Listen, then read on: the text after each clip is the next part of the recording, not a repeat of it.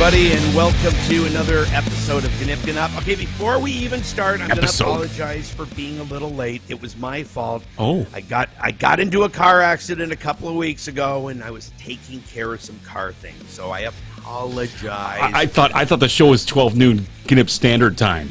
Well, yeah. Well, you know, well, actually, then we'd still have about another 2 hours before we started.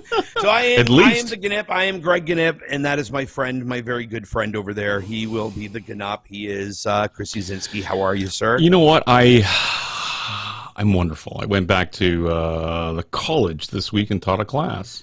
Well, cheers to higher education. Live and in person.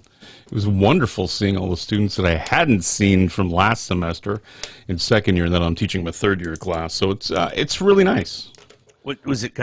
Was it a strange feeling, kind of walking into the classroom? It really was, because it wasn't the usual classroom that I teach in. I usually teach in an athletics building. I teach in the rec management department at St. Clair College, and this time I was like in the big building. You know, first week back, and it was like, ugh. But yeah, anyway, it was really nice. Awesome. Well, good. Congratulations, my friend. It was really great. There is something nice about the feeling of like somewhat more normalcy. Oh, you know what, Greg? We're nowhere near normal, buddy. I got to tell you, I got this wonderful text from a VP over at the old Fox Sports, and she goes, "Hey, would you and Deb like to come join us at the suite for the Lions game this Sunday?" And I'm like, "Yeah. But the borders aren't open." And she texted me back, she's like, "What are you talking about? They opened up in August." I said, "Yeah, they went one way. Canadians aren't allowed to go into the United States via the land borders." So kind of funny stuff. Yeah, but you know what though? With that being said though, there is still that you know, for me, still sitting down on a patio just feels so much nicer than, you know, having to sit in my backyard all the time and talking to the nice person saying, "Yes, I would have a second pint of beer, please," because I'm just walking home. Yeah, so you're celebrating baby steps. Baby steps. Yeah, and the other thing that I'm excited about is this weekend is Pride. It's Pride weekend for Windsor, Essex. And there you go. The events have been going on.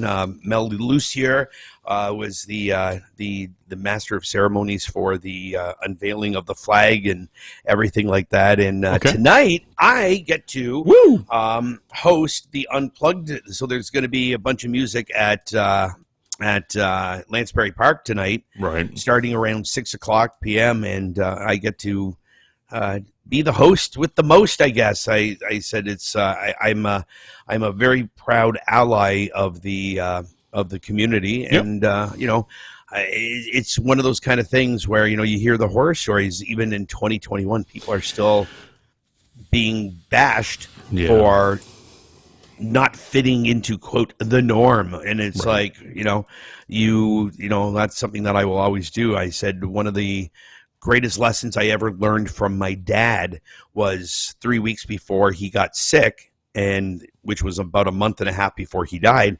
And, you know, I was joking around with him, and, you know, I said, "Dad, what would you say if Kevin wasn't Kevin? But, you know, Kevin." And my dad very seriously looked at me, and he went, sat down, looked me up and down again, and went, "I don't think I'd be that proud of you right now." And I went, And he smiled, and he said, "Well, I always kind of hoped that if I had a gay son, he'd dress a lot better than you." And then he just went into this, right? And then he just went into this whole thing where he just went, "Greg, I don't care if you're with the same sex, different religion, different color, older, younger." He's like, "I just want you to be happy. And if whoever makes you happy, I will be happy to know them and happy that they're in my life as well." And that was my dad. You know, that was like the lesson I learned, you know, 3 weeks before my father passed away. I mean, I had already known that, right? But it was kind of a neat little reminder how to live your life. It's just like, listen, let people be happy. Alex Wisdoms. Yep. Well, Alex was a smart man. He was a good guy. He didn't say a lot, but when he did. Good. You know, so that's that kind of stuff, and I mean, I've been very fortunate, I guess, in a way to say that I've been the quote straight guy that a couple of my gay friends have come out to because they needed to practice on someone who was straight who they knew wouldn't care. So it was, I had one of my dear friends, Chris, when he came out, it was kind of funny because he's like, I'm gay, and I didn't know what to say because I didn't want to say I don't care because I love you anyways, and I'll love you no matter what. So I looked at him and he had a beer in his hand, so I grabbed my beer and I went, "Congrats." And he just started laughing because he's like, and that's your answer. Yeah, right? Not the answer I was looking for. Right. But it was that whole thing where, I don't care. You know what? I'm like, it was like what my dad said. If that person makes you happy and makes you feel great and all that kind of stuff, all I'm going to do is say, welcome to the family and come on in, and you better like to drink. Yeah, exactly. That's my only prerequisite. If you're coming into the family, you better be able to drink some whiskey. You better like to barbecue. Yep. Oh yeah, that's the other thing. There's good. Yeah, there's going to be some barbecue going on. So, but I mean, you were raised the same way. I sure was. I had a much different kind of point of view as a kid growing up, because like on Sundays there would be a couple Auschwitz survivors around the brunch table, and as a kid you never know it except that they had a tattoo on their arm, right? And I have my father was in a Russian concentration camp in Siberia as a child, who later kind of joined the British Armed Forces and fought in World War II around the Middle East, kind of chasing Rommel around Egypt and stuff like that, and then fighting in Monte Cassino. And my mom, who was much younger, was a little girl in the Warsaw ghettos, transporting guns on the railways and stuff like that, and it was a much different kind of view of the world that they had, right? So, love them to death, and they've just they really kind of imprinted us with a much different view of the world, and I really appreciate that every day. It is. It's. Was that for a downer? No, yeah, well, but then it wasn't so much of a downer because you think about what they accomplished and how they shared their experiences to create a lot of to create some pretty decent human beings. So absolutely. They were always really happy people. Even to this day, my mom is always really happy. Oh, I love your mom. Yeah, and the question is, why are they always happy? Well, because they've seen the worst of humanity. Well, and that's what they're really celebrating. So now speaking of the worst of humanity, got to be honest, I've been so working with the bar, helping my friend Michelle out at Karma Wine and Whiskey Lounge. I've been going to the liquor store a lot more and actually reading up on liquor a lot more, just because. Do you have your own lane? Well, yeah. Oh, hello, Mr. Gnip, right here. But I said so I've been like going online, looking at things, reading of things, just researching stuff. And I said, I remember a couple of years ago there was that real big interest in some of the flavored vodkas, and it was the basic ones like raspberry and strawberry, blueberry. Ooh, one of my favorites. Lemon, right? Those ones made great cocktails. Yes. But now I've been researching into flavored vodkas and things that I don't see the need for, because now you have to understand, when I see new type of potato chips coming out, more than likely I'm going to buy a bag and try them. New type of Oreos, new type of whatever. I'm a sucker for limited edition. With that being said, there are some things that I go, I don't know if I ever need to try this. Okay. Now, some people have said, well, would you try the dill pickle flavored vodka? Of course I tried dill pickle flavored vodka. I'm with you. Because first of all, dill pickle juice goes into a lot of drinks. So cut out the middleman of me having to make it. That would be good. But the one that really piqued my interest is the salmon flavored vodka. East Coast or West Coast? Because the West Coast. It's an East Coast thing. Well, yeah. Well, okay. Because the West Coast is really sewer trout. It's really not salmon. But anyway. But now, I've got to be honest. I love salmon, and I love vodka. And I can see how salmon can go in, and vodka can go into some sauces that go nicely with the salmon. But I don't see how it's actual salmon vodka. So my goal is to get my hands on a bottle of it. I will track it down, and I want to taste it back on the show. Just with that, because I just want to say I've had salmon vodka. Probably not going to like it a lot. Yeah, I don't think so. And then. You never know. Yeah, I'm gonna guess that I'm probably not gonna be a big fan of the salmon vodka. Now, if it was halibut, well, it's a little fishy. Yeah, hey.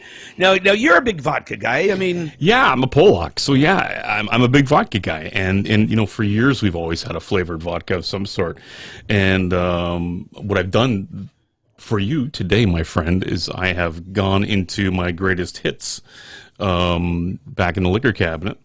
So this is a new one. Now, wait, really quickly. Does your wife know that you're drinking like this, and that when she gets home from work, that you're napping, sleeping in the living room? You don't know me. Like a Gnyp. So hey, this one she just got for her birthday a little while ago from my brother. It's a rosé vodka. Have you seen this? No. Yeah, it's a rosé vodka, and it is from Sweden. And what I have a shot glass right here of it. So I haven't tried it either. So it's got a little bit of a rosé tint to it, and it's really sweet, and it's actually really, really nice. I would totally recommend that on chilled and on the ice, and wow, it's really nice. I might have some more. Hang on a second. But anyway, as Polacks, we know a lot about vodka. And, there's always the argument of grain versus potato and all that crap. And I'm not going to get into that. But there is a national drink in Poland called żabrówka. And I don't know if you can see it, Greg, but there's actually a piece of straw in the bottle. And now is that the one? That's not the one with the what do they call it? Bison grass. There it is, right there. Yeah. Okay. Yeah. So it is. It's grass from a bison field. I don't know if they shit all over it or whatever, but that's the shtick. And there is a color to it, actually. It's kind of dampened, and it's like a light green, and it does mellow it out. I'm not a huge fan of żabrówka, but you know what? It's better than straight vodka at a Christmas table. And about 15 years ago, maybe even longer than that, I was in the U.S., and I picked up a bottle of black vodka. And this is blavada. And it's absolute freaking rubbish. And I got to tell you, it's got like a purpley tint to it. We would bring this out on Halloween, because we have like a Halloween tradition that we always have like a series of shot glasses out. So when the dads or moms come by with the kids would get the candy, and then I just hand them a tray of shots for the moms and dads, to get them through the night. And total rubbish. But kind of cool, right? Sure. For Halloween, yeah. So my nephew recently picked me up a bottle of black vodka out of Toronto from a distillery called Hounds. Nice. Yeah, I've never seen it before. And when you pour it, just so you can get an idea, it's really ink-like. It really is. Yeah, that one's dark. Like you can't see through it. Yeah. And it tastes just like vodka. So, but actually, it's not a bad vodka at all. It's actually really good. So, product Canada. And that would be a fun one to put into like some of your cocktails, because I bet you that would make a nice, interesting looking like Caesar. Correct. Yeah, right. I mean, it kind of sucks when you put in orange juice. I mean, it doesn't look right. It kind of looks really gross, the color combination. But yeah, and gorzka is like a Polish tradition as well. It is a vodka, and it has orange bitters in it, and it has like herbs in it and stuff like that. It's a wonderful product, especially cold on Christmas Eve. It's just a fantastic thing, and it's around 38%. So it's cheers. Cheers, my friend. Yeah, no, and that's the thing, because sitting down in my basement, I still have for a while there they were trying some warms of the Polish heart. Warms the Polish heart, my friend. It's a beautiful thing, right? But like they had like the spicy vodkas, where they stuff Yeah. peppers in them, and they're good like that. And I said, what? So while it was last night after I got home from work, I said I was looking at some of the other flavors and things that I just don't understand. Like, but I mean, some I do. I'm intrigued, but bacon flavor. The bacon, they say the bacon one is great for cocktails. Like if you're making something like a Caesar, a Bloody Mary, sometimes you throw a piece of bacon in there. Maple to me was always grotesque. Even as a Canadian, I thought maple as a vodka didn't work. No, it's like no way. And the other one that I really can't stand is birthday cake one. Well, and I was just going to say that. I was just going to say, well, and they were just there. There's one that has just been released in the States, and this ties into. I can even tie it into some of the beers that have come out as well. I don't understand any type of like. There was a brewery over in Michigan that was doing strawberry shortcake beer, lemon meringue pie beer, and they would have a little bit of the crust floating in it, so you would get like little floaty pieces. And they had this birthday cake vodka, and you could see they say when you turn it, you see some of the the particles from the birthday cake, and I'm like, no. I don't want that. I don't want it thick. Vodka you can chew. No thanks. Yeah. No thanks. Now, I mean, I'm sure you can create, you can create some fancy drinks and things like that with it. But I got to be honest. You know how I like my vodka to taste? I don't know. Like vodka. Yeah. Cold. Like sometimes I just want it to be that clear, that crisp, clear thing. Now, and with that being said, I'm a sucker. If I see it on the shelf, there's more than likely a chance that I'm going to pick it up. Like I said, the dill pickle one, to me, that's just a brilliant combination. That's just such a, because like I said, it's a dual service, right? Like I have an addiction to dill pickles. Yeah, my family knows that. I just love Bix, garlic, mini dills, whatever. It's so stupid. So, but having said that. I think it'd be interesting, especially if you put it on ice. Yeah, oh yeah. I think it'd be interesting. And then chomp a dill pickle while you're drinking it as well. And eating antipasto with that. Nice piece of salami, maybe some olives, some pickle, some pickles with your pickles. Yep. Now, of course, antipasto or charcuterie, I like to just call those Lunchables for adults. Yeah, without the cellophane pack. Oh, for sure. That sounds See, but that's the thing, like sometimes I think these people try too hard with bringing in the new flavors and the new things like that. It's like it's okay sometimes just to keep it simple.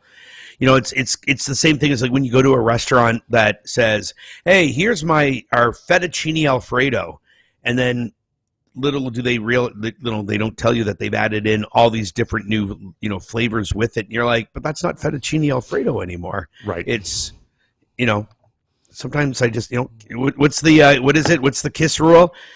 Keep it simple, stupid. Sometimes. Sometimes. And did you see KISS is back on tour? What? Yep, they canceled their COVID because of COVID, and now they're back on tour. They just announced a whole bunch of dates. They're coming back. The original lineup, their farewell tour, finally. I think they were like Blue Man Group anyway. They put all these guys in makeup and shipped them around the world. You don't know who the hell that is.